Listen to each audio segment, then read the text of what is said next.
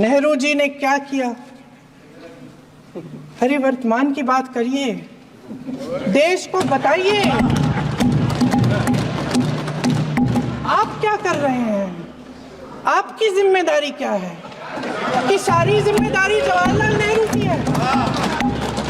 और मेरे कई ऐसे साथी हैं जो इस तरफ होते थे उस तरफ चले गए,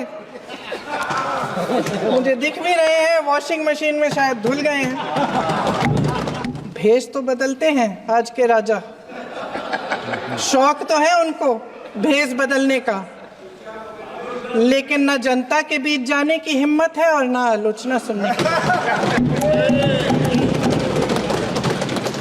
ये देश कायरों के हाथों में ज्यादा देर तक कभी नहीं रहा है कि भारत का संविधान संघ का विधान नहीं है।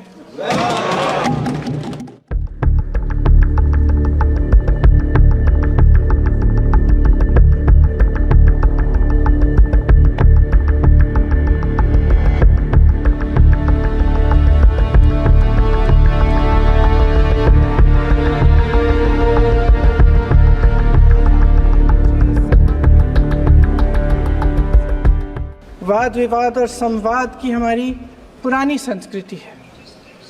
अलग अलग धर्मों में भी, इस्लाम में, सूफियों में, बौद्ध धर्म में, जैन धर्म में, सिख धर्म में भी ये वाद संवाद, ये चर्चा बहस, इसकी संस्कृति रही है।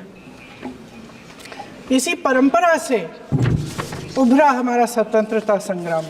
इसमें देश के किसान, देश के जवान, देश के मजदूर, देश के अधिवक्ता, देश के बुद्धिजीवी, चाहे किसी भी जाति के हो, चाहे किसी भी धर्म के हों, चाहे किसी भी भाषा को बोलते हों, सब इस स्वतंत्रता संग्राम में शामिल हुए।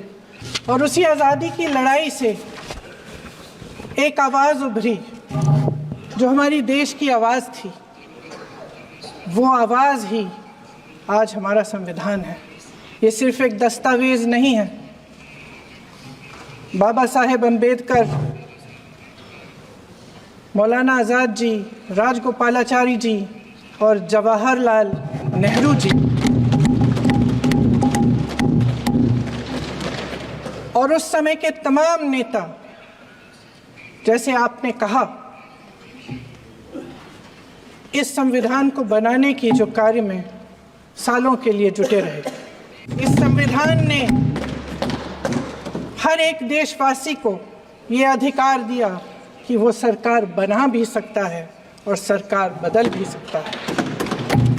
इस चुनाव में इनको पता चल गया कि इस देश की जनता ही इस संविधान को सुरक्षित रखेगी। कि इस चुनाव में हारते हारते जीतने से इन्हें एहसास हुआ कि ये संविधान बदलने की बात इस देश में नहीं चलेगी।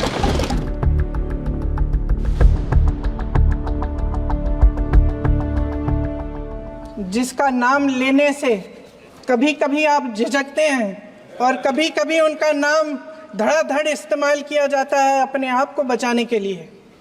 उन्होंने HAL, BHEL, SAIL, GAIL, ONGC, NTPC, railways, IIT, IIM, oil refinery, तमाम PSU बनाए।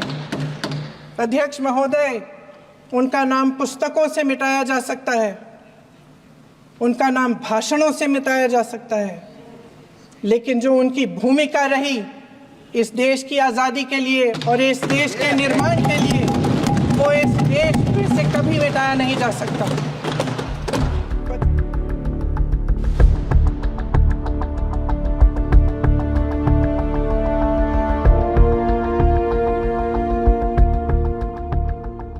उन महिलाओं का साहस जो पीड़ित हैं लेकिन फिर भी अपनी लड़ाई लड़ रहे हैं, उन संभल के बच्चों का साहस जिनके पिताजी अभी अभी गुजर गए लेकिन फिर भी उनके सपनों को साकार करने की हिम्मत है, उनका साहस है, वो साहस इस संविधान ने दिया है।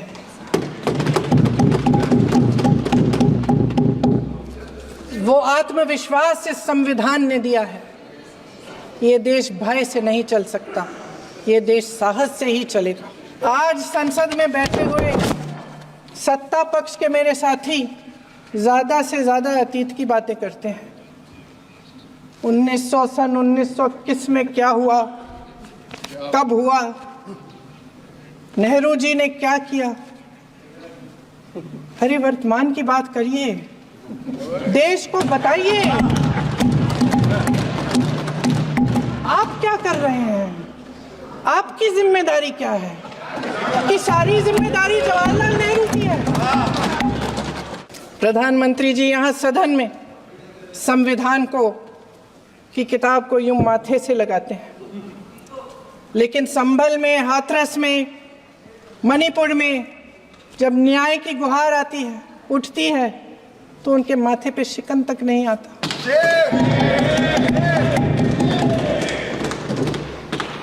शायद समझ नहीं पाए हैं कि भारत का संविधान संघ का विधान नहीं है।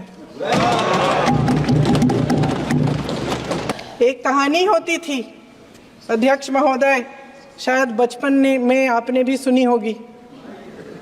राजा भेष बदलकर बाजार में आलोचना सुनने जाता था।